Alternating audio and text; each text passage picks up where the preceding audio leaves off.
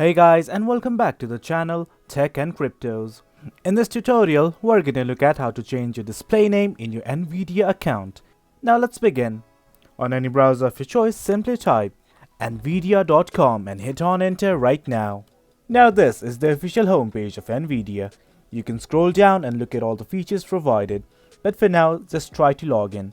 At the very end of the navbar, that's at the right side, you will find something like a profile icon.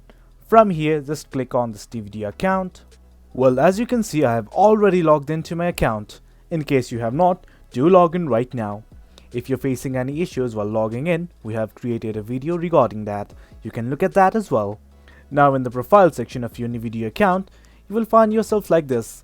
In the accounts tab, what you need to do right here is look at your display name. Right here is your display name and you want to change it. What you want to do is simply click on edit your account button right here.